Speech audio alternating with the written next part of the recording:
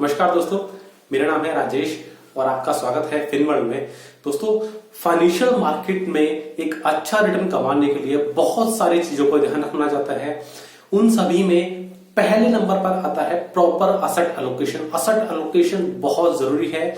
Asset allocation क्या होता है, कैसे किया जाता है और कैसे करना चाहिए आपको, इसके लिए मैंने बहुत डिटेल्ड में एक वीडियो बनाया है। आप उसे आई बटन पर जाकर देख सकते हैं। दोस्तों, असेट एलोकेशन में एक असेट क्लास है इक्विटी, और जब जब इक्विटी की बात की जाती है तो नाम आता है स्टॉक सिलेक्शन का। अगर आपका स्टॉक सिलेक्शन का क्राइटेरिया अच्छा रहेगा, एक अच्छी प्रोसेस के थ्रू गुजर कर जाएगा, तो आपका ओवरऑल इक्विटी पोर्टफोलियो आपको अच्छी रिटर्न जनरेट कर देगा। दोस्तों, एक अच्छा स्टॉक सेलेक्ट करने के लिए बहुत सारी स्टडीज की जाती हैं, बहुत सारे एनालिसिस किए जाते हैं, और इन सभी एनालिसिस में जो one of the most important analysis है दैट इज फाइनेंशियल एनालिसिस। और फाइनेंशियल एनालिसिस का नाम सुनते ही हमारे दिमाग में घंटी बजती है एनुअल रिपोर्ट की, बैलेंस शीट की, कैश फ्लो स्टेटमेंट की। दोस्तों, आज के इस वीडियो में समझाऊंगा आपको कि किस तरह से हम एनुअल रिपोर्ट को पढ़ते हैं, किस तरह से एज रिटेल इन्वेस्टर आप एनुअल रिपोर्ट से इंफॉर्मेशन गैदर कर सकते हैं और उसको फर्दर अपने एनालिसिस में यूज कर सकते हैं। जनरली ये जो एनुअल रिपोर्ट है ये 300 से ज्यादा पेजों में रहती है, तो सारे पेज पढ़ने की हमें आवश्यकता नहीं है। कौन कौन से सेगमेंट, कौन कौन से एस्पेक्ट उस पूरी एनुअल रिपोर्ट में हमारे लिए एज ए रिटेल इन्वेस्टर आवश्यक है, मैं उनको इस वीडियो में डिस्कस करूंगा और बताऊंगा आपको कि कौन कौन से सेगमेंट को आप छोड़ सकते हैं, उन पर हमें हमारा समय खराब करने की आवश्यकता नहीं है। दोस्तों, इस वीडियो के लिए मैंने मार्केट से एक लाइव एग्जांपल लिया है। उस लाइव एग्जांपल के थ्रू आपको समझाऊंगा मैं कि किस तरह से एनुअल रिपोर्ट को रीड किया। एनुअल रिपोर्ट जैसे कि नाम से ही क्लियर है, साल में एक बार पब्लिश होने वाला रिपोर्ट है। एनुअल रिपोर्ट में पिछले साल का सारा लेखा जोखा अवेलेबल रहता है उस कंपनी के बारे में। एनुअल रिपोर्ट कहाँ मिलता है दोस्तों? एनुअल रिपोर्ट आप किसी भी कंपनी के वेबसाइट पर जाकर इन्वेस्टर सेक्शंस में देख सकते हैं, वहाँ पर एनुअल रिपोर्ट अवेलेबल हो जाएगा। आज के इस वीडियो के लिए मैंने एनुअल रिपोर्ट सेलेक्ट किया आईटीसी लिमिटेड का। आइए देखते हैं और समझते हैं कि एनुअल रिपोर्ट में क्या पढ़ना और देखना जरूरी है। आईटीसी का एनुअल रिपोर्ट देखने के लिए मैं आईटीसी का एनुअल रिपोर्ट टाइप करता हूँ गूगल पर, और ये मुझे एक सेक्शंस में लेकर जाएगा। आप देख सकते हैं यहाँ पर सबसे टॉप पर मुझे दिखा रहा है रिपोर्ट्स एंड अकाउंट्स में ITC reports and accounts 2019 HTML version और पीडीएफ वर्जन। आप जैसे ही पीडीएफ पर क्लिक करेंगे एक पीडीएफ फाइल आपके सामने खुल जाएगा। दोस्तों, ये पीडीएफ फाइल मैंने जस्ट अभी डाउनलोड ही किया है। आइए इस पीडीएफ फाइल पर मूव होते हैं। ये आईटीसी का एनुअल रिपोर्ट है आपके सामने।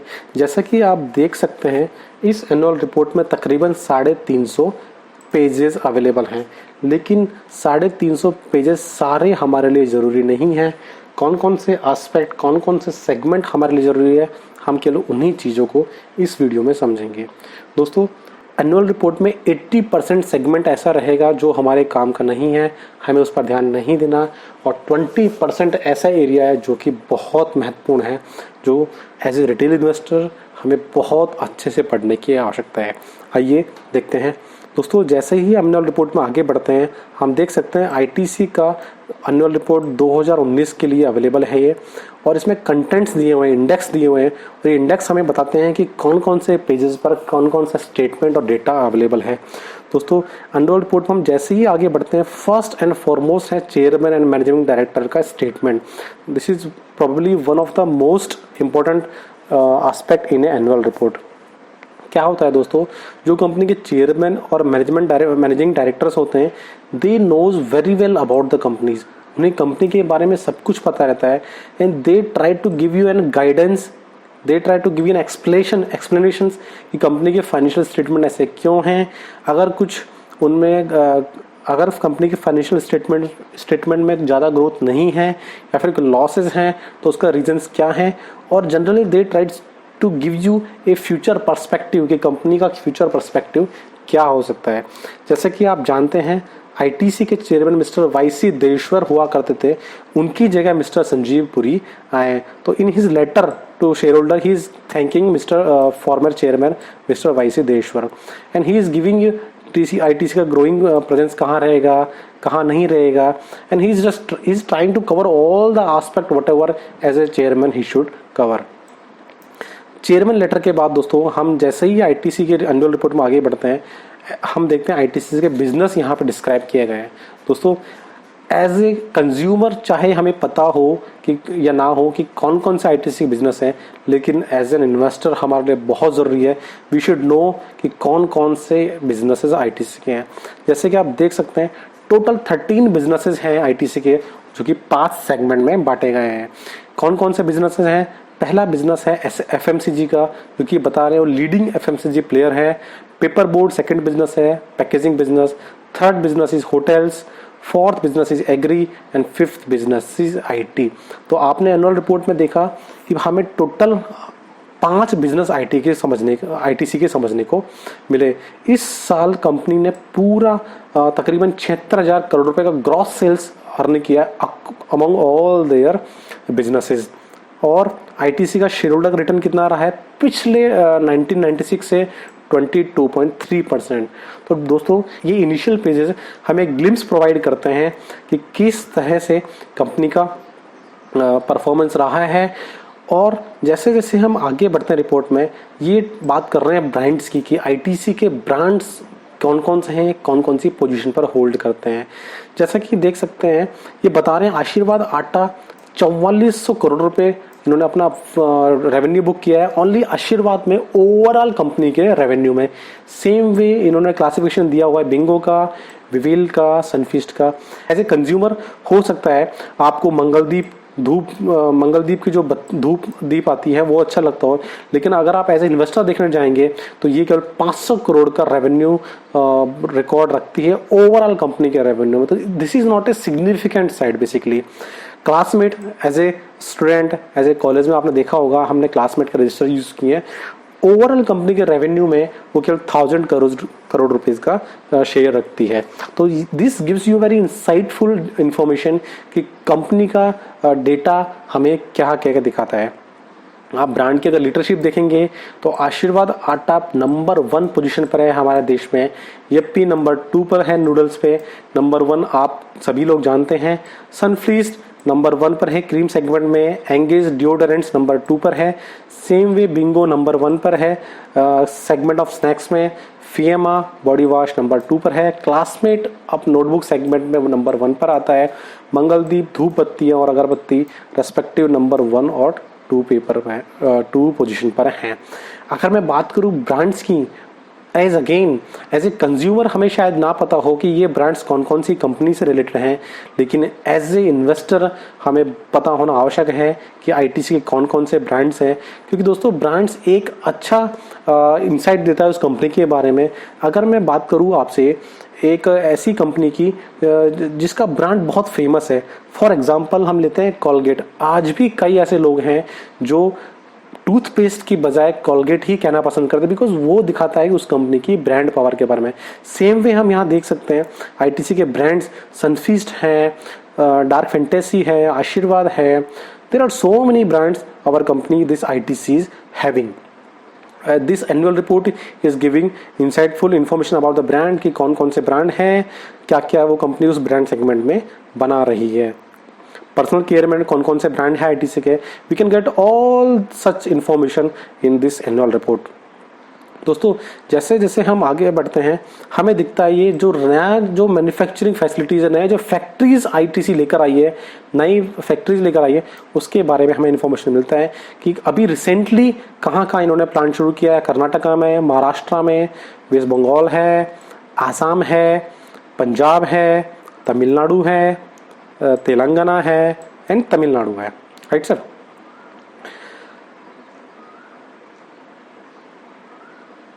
दोस्तों इसी में कंपनी बात कर रही है अपने इंडिपेंडेंट बिजनेसेस के बारे में कि आईटीसी का packaging and paper board business क्या इंसाइटफुल रखता है। सेम वे आईटीसी का होटल बिजनेस में क्या रोल है और वो क्या प्रोस्पेक्ट रखते हैं। सेम वे वो हमें बता रही है आईटीसी होटल में कौन कौन से नए लॉन्चेस हैं जो उन्होंने किए हैं। आईटीसी रॉयल देख सकते हैं कलकत्ता का है, हैदराबाद में वो एक नया होटल लेकर आए हैं, गोवा में नया होटल लेकर आए हैं और बता रहे हैं हमें कौन कौन सी टेक्नोलॉजीज के थ्रू उन्होंने इन्वेस्टमेंट्स किए हुए हैं। ये सब चीज़ें हम छोड़ सकते हैं और आगे बढ़ते हैं। दोस्तों, चेयरमैन लेटर और ब्रांड्स वगैरह को देखने के बाद जो मोस्ट इंपॉर्टेंट एस्पेक्ट हमें दिख रहा है एनुअल रिपोर्ट में, that is board of director के बारे में इंफॉर्मेशन मिलना। दोस्तों, संजीव पुरी जी का हमने ऊपर स्टेटमेंट देख लिया था, कौन कौन से एग्जीक्यूटिव डायरेक्टर हैं कंपनी में उस सब का इन्फॉर्मेशन यहाँ दिया गया है। सेम वे कौन कौन से नॉन एग्जीक्यूटिव डायरेक्टर्स हैं उस सभी का इन्फॉर्मेशन हमें यहाँ देखने को मिलेगा। बोर्ड ऑफ डायरेक्टर किसी भी कंपनी के लिए बहुत महत्वपूर्ण व्यक्ति होता है। दोस्तों, मैं आपको रिकमेंड करूंगा कि जब भी आप एनुअल रिपोर्ट पढ़ें, जब भी आप यहाँ पे कोई नाम देखें, तो better try to search all these names in Google. इससे क्या रहेगा, आपको इन सभी के बारे में इंफॉर्मेशन मिलेगा। आप समझ सकते हैं कि इनका बैकग्राउंड क्या रहेगा, इनका एजुकेशन क्या है, इनका एक्सपीरियंस क्या है और कहीं किसी तरह का कोई केसेस वगैरह तो नहीं है इन डायरेक्टर्स के बारे में। और हम ऑडिट रिपोर्ट में अभी आगे बढ़ते हैं। हम देख सकते हैं कि हम यहाँ देख सकते हैं कि इन्होंने ऑलरेडी अपने डायरेक्टर्स के बारे में सारी इन्फॉर्मेशन दिया है, तो इस पर्टिकुलर केस में हमें गूगल करने की आवश्यकता नहीं होगी। सभी डायरेक्टर्स का डिटेल दिया है कि उन्होंने कब ज्वाइन किया था कंपनी को, इससे पहले कहाँ रहे हैं, इनका एक्सपीरियंस क्या है। ऑलमोस्ट सारे डायरेक्टर्स का इन्होंने यहाँ पर हमें इन्फॉर्मेशन दे के रखा हुआ है। This is very good. आपको फर्दर कुछ और रिसर्च इसमें करने की, एडिशनल करने की आवश्यकता नहीं रहेगी। सभी डायरेक्टर्स का आपको इन्फॉर्मेशन यहाँ पर मिल रहा है। दोस्तों, डायरेक्टर की रिपोर्ट के बाद, डायरेक्टर की इन्फॉर्मेशन के बाद हम आगे बढ़ते हैं। Report on corporate governance as a हमें रिटेल इन्वेस्टर समझने की आवश्यकता नहीं है, हम इसको छोड़कर आगे बढ़ सकते हैं। जैसे ही मैं आगे बढ़ता हूँ रिपोर्ट में, मेरे लिए मोस्ट इम्पोर्टेंट अभी सेगमेंट होना चाहिए ये प्लांट लोकेशन है आईटीसी का, कि आईटीसी कौन कौन सी जगह पे इनकी फैक्ट्रीज हैं और कौन कौन सी फैक्ट्री में क्या क्या प्रोडक्शन हो रहा है। आप देख सकते हैं सिगरेट की फैक्ट्रीज कहाँ कहाँ है, पेपर बोर्ड की फैक्ट्रीज कहाँ कहाँ है, थ्रेशिंग प्लांट्स कहाँ कहाँ पर है, फूड फैक्ट्रीज कहाँ पर है, पर्सनल केयर फैक्ट्रीज कहाँ कहाँ है। तो इस तरह से आपको मालूम चलेगा कि आईटीसी के ओवरऑल फैक्ट्रीज कहाँ कहाँ पर है और कितना कितना है। दोस्तों, इसके बाद हम एनुअल रिपोर्ट में आगे बढ़ते हैं and now comes the very most important aspect in an annual report. दोस्तों, अगर मुझे पूरी एनुअल रिपोर्ट में, अगर आपको मुझे एक सेगमेंट को केवल पॉइंट आउट करना हो जो वो मोस्ट इंपॉर्टेंट है, and that is management discussion and analysis. Board of director के रिपोर्ट में management discussion and analysis plays a very much important role, because इसमें सब कुछ बात करता है मैनेजमेंट अपनी कंपनी के बारे में, इंडस्ट्रीज के बारे में and what future they are thinking about the company.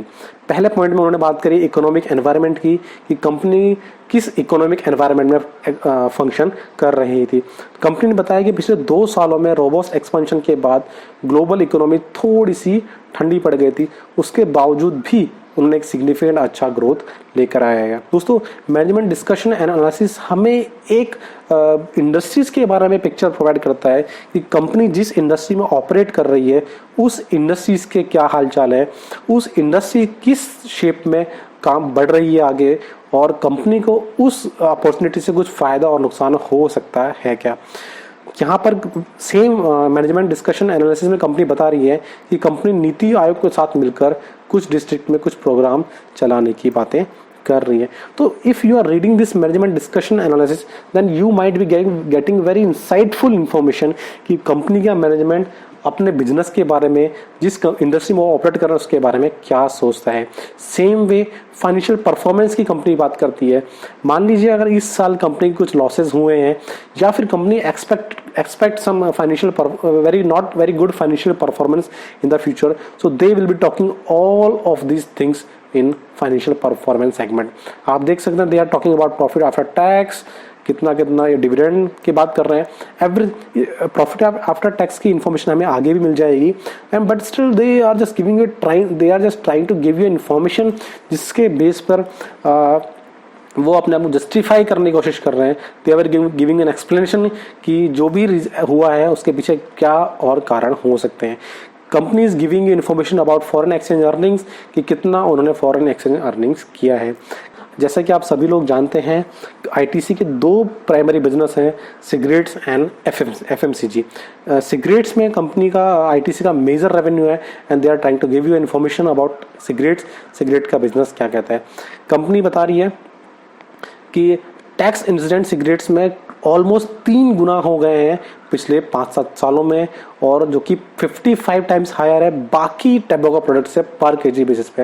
And this is very much important for investor, this is because this is giving you an information कि जहां पर सरकार हर साल टैक्स पर टैक्स बढ़ाई जा रही है, उसका कंजम्पशन पर क्या इम्पैक्ट हो सकता है, और जब कंजम्पशन पर उसका इम्पैक्ट होगा दोस्तों, तो डेफिनेटली वो अपनी कंपनी पर भी इम्पैक्ट लेकर आएगा। सेम वे आप देख सकते हैं कि कंपनी कह रही है excessive taxation has made legal duty paid cigarettes in India amongst the costliest in the world in term of per capita affordability.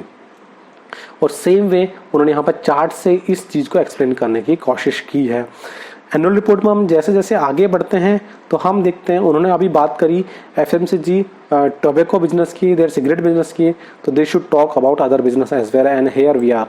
उन्होंने एफएमसीजी अदर बिजनेस की बात कर रहे हैं कि सिगरेट बिजनेस के अलावा बाकी सभी बिजनेस का क्या इम्पैक्ट रहा है। ईपी नूडल्स की बात कर रहे हैं, डार्क फैंटेसी जो बिस्किट्स हैं उनकी बात कर रहे हैं।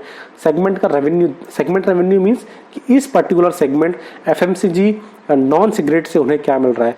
इस चार्ट की मदद से आप देख सकते हैं कि 2002 और 3 में एफएमसीजी अदर्स, यानी एफएमसीजी अदर देन सिगरेट का रेवेन्यू 109 करोड़ रुपए था, वो बढ़ के अभी 12,000 करोड़ रुपए हो गया है। दोस्तों, मैनेजमेंट डिस्कशन एंड एनालिसिस को अगर आप 5-7 पेजेस हैं, अगर आप ये पेजेस पढ़ लेंगे तो you will be getting a very insightful information about all the business of the company, about the industry in which company is operating, and by this you might be having a fair idea कि company का future prospect क्या hold करता है। Management discussion and analysis करने के बाद अब हम आगे बढ़ते हैं और देखते हैं कि कंपनी का कौन सा एस्पेक्ट हमारे लिए एनुअल रिपोर्ट में इम्पोर्टेंट हो सकता है। मैं एनुअल रिपोर्ट को जस्ट, क्योंकि ये सारे जो पेजेस हैं दोस्तों, ये सभी हमें पढ़ने की आवश्यकता नहीं है, ये सब्सिडरीज की बात कर रही है कंपनी। अगर आप चाहें तो उन्हें पढ़ सकते हैं, but still as a investor, as a retail investor, ना आपका इतना समय रहेगा, ना आपको इतना पढ़ने की आवश्यकता है। मैं इसमें थोड़ा आगे बढ़ता हूँ और आपको फर्दर कुछ इन्फॉर्मेशन दिखाता हूँ जो हमारे काम का हो सकता है, जो हमारे डिसीजन मेकिंग में इम्पैक्ट कर सकता है। मैं जस्ट क्विकली इसको आगे लेकर जा रहा हूँ कि जिससे दिखाने के लिए कि आपको कौन कौन से और सेक्शंस हमारे लिए काम के हो सकते हैं। यहाँ पर दोस्तों related party transaction is probably one of the most again important aspect. इसकी बात भी मैं आगे आने वाले पेजेस में करता रहूँगा। बोर्ड ऑफ डायरेक्टर का रिपोर्ट है दोस्तों, ये वही कंटिन्यू हो रहा है। इसमें बहुत सारे फॉर्म्स आते हैं, कंपनीज एक्ट की रिक्वायरमेंट है। ये सभी एज ए रिटेल इन्वेस्टर हमें पढ़ने की आवश्यकता नहीं है, हम इन्हें छोड़ सकते हैं और आगे बढ़ सकते हैं। अभी मैं आगे चलता हूँ और आपको दिखाता हूँ कि what is the next most important thing.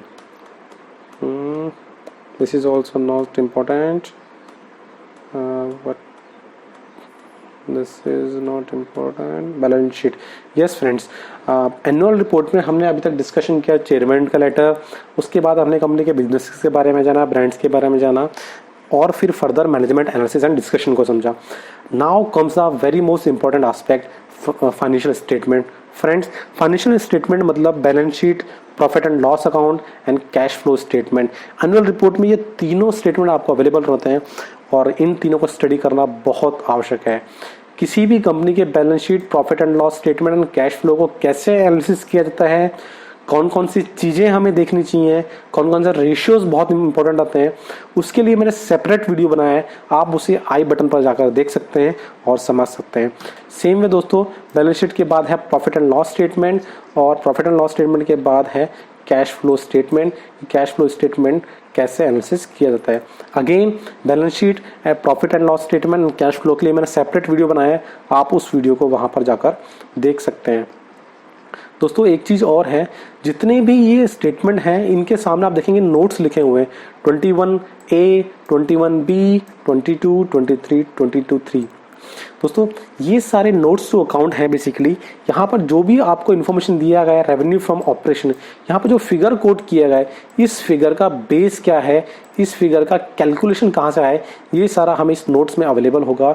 और इस नोट्स को पढ़ने के बाद ही हम जज कर पाएंगे कि ये फिगर इसका बेस क्या है, ये इस फिगर का कैलकुलेशन बेस क्या है। दोस्तों कैश फ्लो स्टेटमेंट के बाद हम आगे बढ़ते हैं और ये मैं दिखा देता हूँ आपको सारे नोट्स टू अकाउंट हैं, जहाँ पे सारा डिटेल्ड इन्फॉर्मेशन जो कि प्रॉफिट एंड लॉस स्टेटमेंट में, कैश फ्लो में और बैलेंस शीट में किया गया है, वो सारे नोट्स यहाँ पर हमें अवेलेबल हैं। नोट्स टू अकाउंट्स ही चल रहे हैं, इसके बाद आगे बढ़ते हैं और देखते हैं। हाँ, उसके बाद दोस्तों सबसे जो एस्पेक्ट इंपॉर्टेंट आता है that is audit report. Auditor reports आपको बताता है कंपनी में कहीं कोई गड़बड़ है क्या, कंपनी में क्या सारे जो रेगुलेटरी रिक्वायरमेंट हैं क्या वो फुलफिल हो रही हैं, या फिर किसी तरह का वहाँ पर कोई ट्रबल है। नाउ एक इन्फॉर्मेशन दी गई उनकी सब्सिडरीज और जॉइंट वेंचर के बारे में, इसे भी आप चाहें तो स्किप कर सकते हैं और आगे फर्दर प्रोसीड कर सकते हैं। Now comes the consolidated financial statement. Friends consolidated, अभी हमने जो स्टेटमेंट देखे थे वो कंसोलिडेटेड फाइनेंशियल स्टेटमेंट नहीं थे। कंसोलिडेटेड फाइनेंशियल स्टेटमेंट का मतलब होता है जब कंपनी अपनी सारी जो सब्सिडरीज हैं उनके फाइनेंशियल को भी अपने आप में मर्ज कर दें तो उसे कंसोलिडेटेड फाइनेंशियल स्टेटमेंट कहा जाता है। स्टैंड अलोन और कंसोलिडेटेड फाइनेंशियल स्टेटमेंट क्या होता है इसके बारे में मैं आपको सेपरेट एक वीडियो में समझा दूंगा। कंसोलिडेटेड फाइनेंशियल स्टेटमेंट में दोस्तों बैलेंस शीट दी गई है, same way statement and profit and loss statement दिया गया है, इक्विटी दिया गया है, कैश फ्लो दिया गया है और इनके सारे नोट्स दिए गए हैं और सेम वे ऑडिट रिपोर्ट भी दी गई है। जिस तरह से हमने ऊपर अभी बैलेंस शीट को समझा, प्रॉफिट एंड लॉस को समझा, सेम वे इसका स्टडी करना भी आवश्यक है। इसके बाद मैं चलता हूँ आपको आगे लेकर कि कंसोलिडेटेड फाइनेंशियल स्टेटमेंट को देखने के बाद what is next most important thing in the annual report. 10 year at a glance. Friends इस सिंगल पेज पर अगर आप नज़र डालेंगे तो आपको पिछले 10 सालों का आईटीसी का डेटा मिलेगा and this will give you an perspective कि कंपनी कहाँ थी 2010 में और अभी कहाँ ग्रोथ करके पहुंच गई है। सेम वे उन्होंने बैलेंस शीट का भी एक स्नैपशॉट देने की कोशिश करी पिछले 10 सालों का। आप देख सकते हैं कंपनी का जो शेयर होल्डर फंड था, नेटवर्थ था, वो 14,000 करोड़ रुपए से बढ़कर 57 करोड़ हो गया। तो basically on this page only you can get all that information of the last 10 years which is very much important. Same चीज आप इस ग्राफ्स के थ्रू भी देख सकते हैं। ये पिक्टोरियल प्रेजेंटेशन किया है कंपनी ने। ये सब दोस्तों जनरल इन्फॉर्मेशन है which is not much required as a retail investor to us and I think बाकी सब हमने ऑलमोस्ट कवर कर लिया है, इसमें अभी और समझने की आवश्यकता नहीं है। दोस्तों ये आईटीसी की एनुअल रिपोर्ट कंप्लीट हो गई। अब मैं जैसे एक आपको रिकैप कराता हूँ कि हमने आईटीसी की एनुअल रिपोर्ट में क्या क्या देखा। आप चाहें तो उन्हें नोट कर सकते हैं और किसी अदर बैलेंस शीट में सेम मेथोडोलॉजी अप्लाई कर सकते हैं। आइए मैं आपको जब कंटेंट्स की मदद से समझाता हूँ कि कौन कौन से इंपॉर्टेंट एस्पेक्ट हमने डिस्कशन किए। दोस्तों किसी भी एनुअल रिपोर्ट में चेयरमैन और मैनेजिंग डायरेक्टर का जो स्टेटमेंट है that comes the most important aspect. उसके बाद हमने डिस्कशन किया था आईटीसी में उनके ब्रांड्स वगैरह के बारे में। बाकी अगर एनुअल रिपोर्ट में वो डेटा अवेलेबल है that would be very helpful to us. Board of director की रिपोर्ट में दोस्तों हमने डिस्कशन किया था मैनेजमेंट डिस्कशन एंड एनालिसिस। ये भी अगेन मोस्ट इंपॉर्टेंट एस्पेक्ट हमें प्रोवाइड कराता है। उसके बाद हमने स्टैंड अलोन फाइनेंशियल्स को डिस्कशन किया, बैलेंस शीट देखा, प्रॉफिट एंड लॉस देखा, कैश फ्लो स्टेटमेंट देखा। सेम वे हमने कंसोलिडेटेड फाइनेंशियल स्टेटमेंट देखा है। This also gives you very important information. फिर हमने 10 साल का डेटा कंपनी का देखा कि 10 साल में कंपनी कहाँ से कहाँ पहुँच कर आ गई है। कहने के लिए दोस्तों ये 350 पेजेस की रिपोर्ट है, लेकिन it will hardly take, initial हो सकता है आपको टाइम लगेगा देखने में, लेकिन जब एक बार आपको आदत हो जाएगी तो उसके बाद इट विल हार्डली टेक 30 से 40 मिनट अच्छे से स्टडी करने के लिए। दोस्तों आई होप आपको वीडियो बहुत पसंद आया होगा। अगर आपको पसंद आया तो प्लीज़ वीडियो को लाइक कीजिएगा। अगर आप चैनल पर नए आए हैं चैनल को प्लीज़ सब्सक्राइब कीजिएगा और अधिक से अधिक लोगों तक इस वीडियो को शेयर करो, क्योंकि ये ज्ञान बांटने से बढ़ता है। अगले वीडियो तक के लिए दोस्तों मुझे आज्ञा दीजिए, तब तक के लिए जय हिंद।